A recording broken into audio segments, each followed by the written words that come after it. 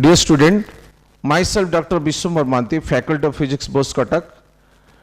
Today, we'll discuss in engineering physics, we'll discuss the current chapter current electricity, and in current electricity, we'll discuss the Kirchhoff's law.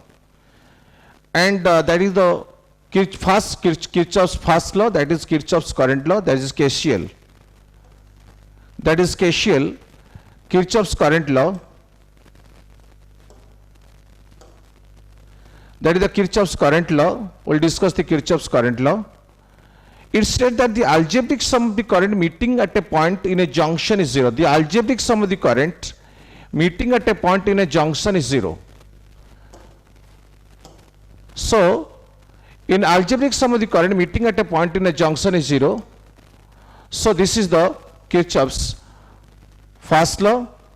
So, this is I1 is the junction. The I1 is entering to the point.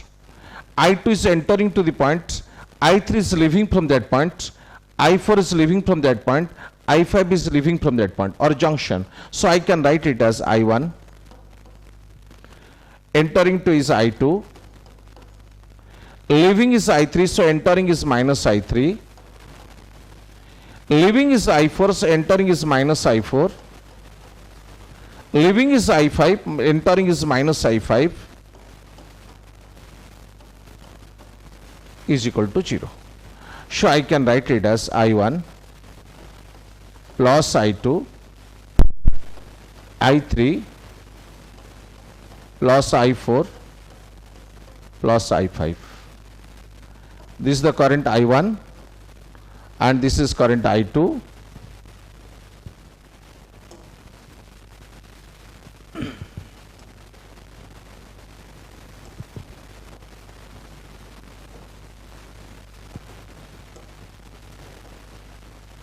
This is I1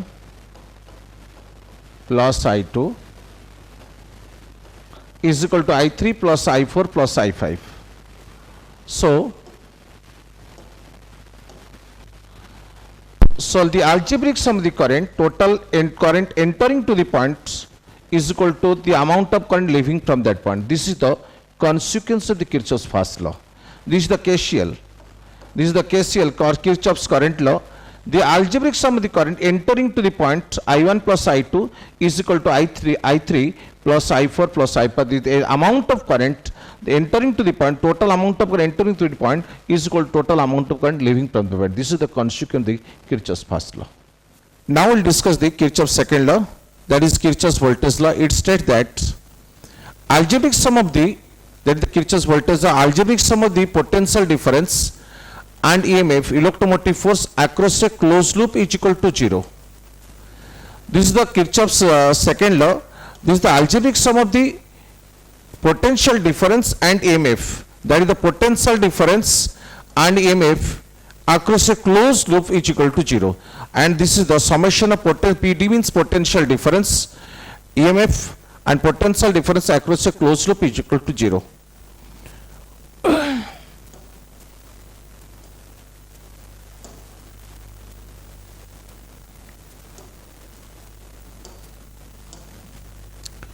Now we'll draw a circuit, how to apply the Kirchhoff's voltage law.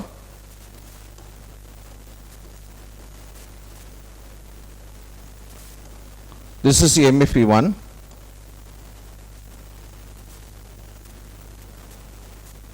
Resistance R1.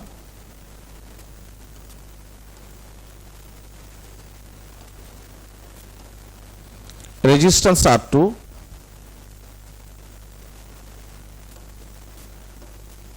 Resistance R3 and cell or EMF E2,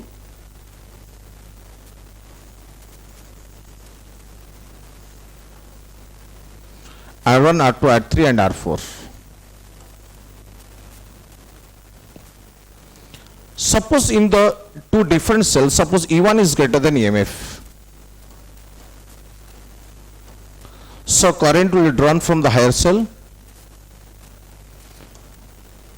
So this A, B, C and D. This is the loop or mesh. So since E1 is greater than E2, Since E1 greater than E2, so current will be drawn from the higher cell. So this is the current I.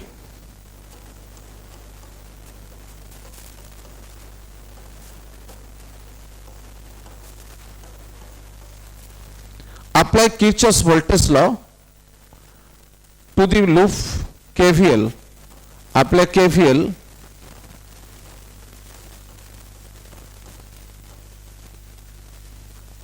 to loop or mesh A, B, C, D, A.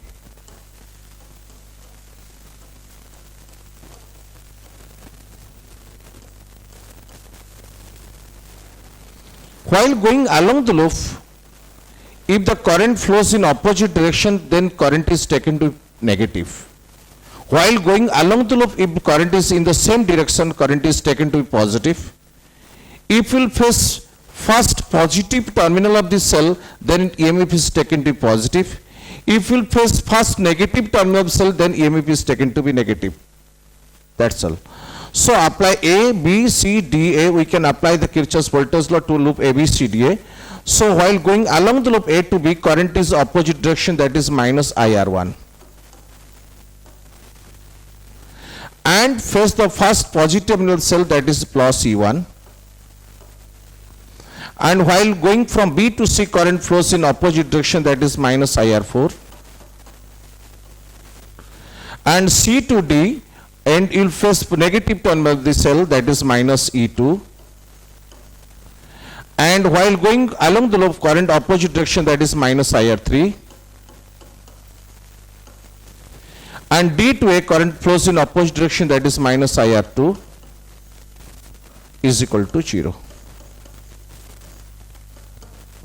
So I can write it as E1 minus E2 is equal to IR1 plus IR2 plus IR3 plus IR4. So this is the Kirchhoff's, how to apply the Kirchhoff's second law to the loop KVL, how to apply the KVL to the loop A, B, C, D, A.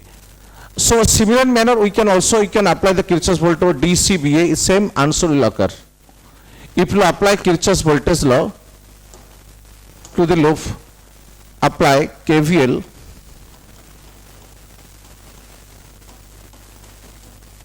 to loop D, C, B, A, B, D, C, B, A, D, same answer will be coming. Suppose D to C, current flows in same direction, that is IR3, and the plus E2, positive, while going along the loop will face positive terminal of the cell, that is plus E2. And C to D, current flows in the same direction, that is plus IR4. And B to A will face negative terminal of the cell, that is minus E2. And while going from B to A, current flows in the same direction, that is IR1. And A to D, current flows in same direction, that is equal to IR2 is equal to, along a closed loop, is equal to 0. We can apply Kirchhoff's law is equal to 0.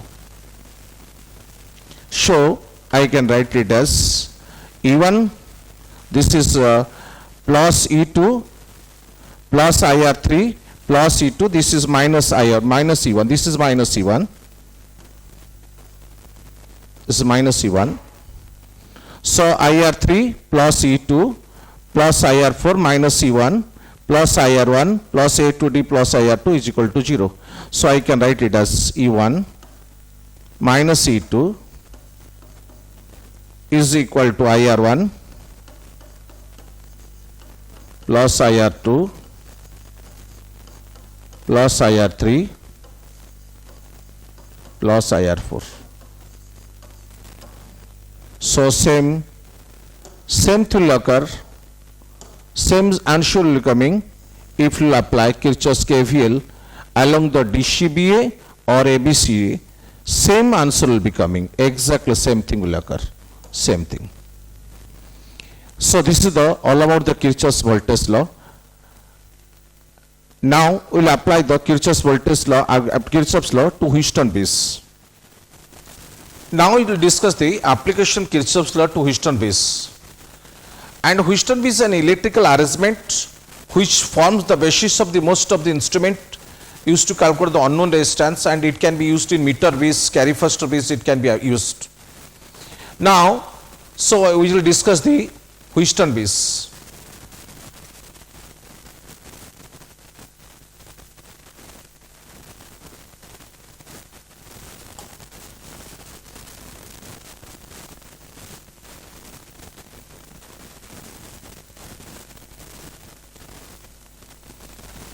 This is the Wheatstone base A, B, C, D. A, B, C, D. This is the P, Q, R and S. There are four resistances are there. This is P, Q, R and S. This is the current flows from the cell I, and the current flowing through the resistance is P. This is the galvanometer, a very small, it is the instrument used to measure the very small amount of current, galvanometer. And we can apply the Kirchhoff's law, second voltage law, if current is I1. First apply the Kirchhoff's first law to distribute the current among the resistances. This is the I, this is the I1 is the current flowing through the P, and I minus I1 through the, this is the current through the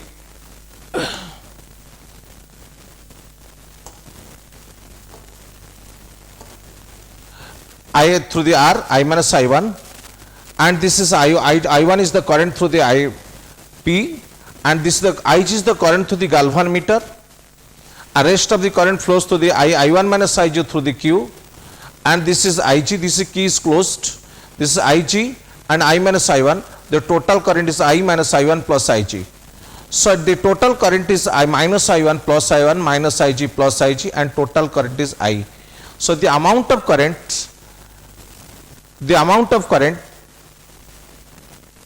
the entering, leaving from the positive terminal, the total current entering to the negative terminal. So this is the key is closed.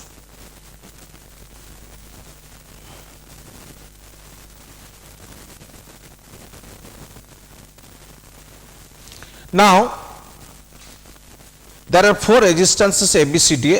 We can apply the Kirchhoff's voltage law to A, B, C, A, B, D, A. We can apply the Kirchhoff's voltage law to A, B, D, A. How we can apply the Kirchhoff's voltage law to A, B, D, A?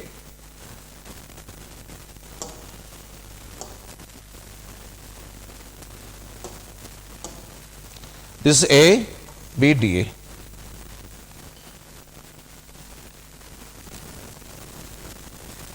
So A to B is current I1P, that is I1P. Then B to D is current flows in same direction, that is IGG, and D to A current flows in opposite direction. While moving from D to A, current flows in opposite direction, that is equal to I minus I1 into R is equal to 0. So you can we have applied the Kirchhoff's voltage law to A, B, D, A, that is I1P, IGG, and current flows in opposite direction, that is I minus I1 into R is equal to 0. I have written as the I1P plus IGG plus I minus I1 into R is equal to 0. So now apply the Kirchhoff's voltage law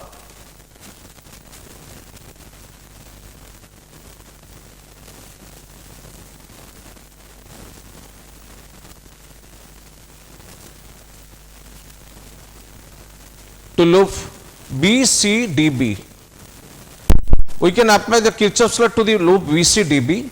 While going along the loop from B to D, current flows in same direction, that is I1 minus IG into Q. that is I have written is in the I1 minus I1 into Q, and C to D current flows in opposite direction, that is I minus I1 into Ig into S,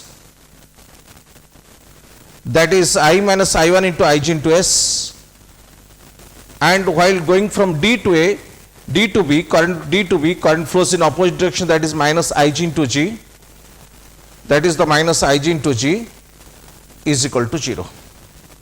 Now the PQR are so adjusted that the value of PQR, this is the known resistance of PQR, there are 4 resistance out of which PQR are known and S is unknown. Suppose the PQR are so adjusted that the galvanometer shows no deflection, that means the current to the galvanometer becomes 0. How?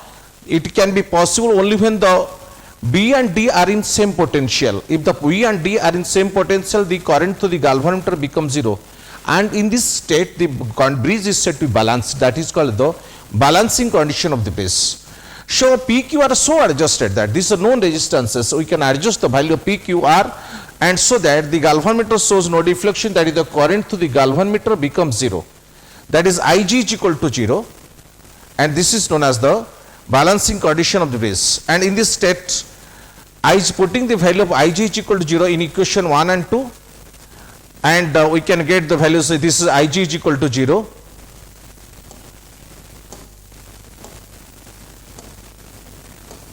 putting Ig is equal to, this is equal to Ig is equal to 0, and this is Ig is equal to 0, and put Ig is equal to 0, and putting Ig is equal to 0, putting the value of Ig is equal to 0, then we can write it as that is equal to, so I1P minus I minus I1 into R is equal to 0, that is I1P is equal to I minus I1, and I1Q minus I1Q is equal to I minus I1 into G, I1 into Is. This is the another condition. So dividing these two equations, we can get I1P divided by I2P is equal to I minus I1 into S divided by I minus I1 into S. So we can get this is the P by Q is equal to R by S, and this is the required condition. The bridge is said to be balanced. This is the condition. At this condition, the bridge is said to be balanced. That is the balancing condition of the bridge is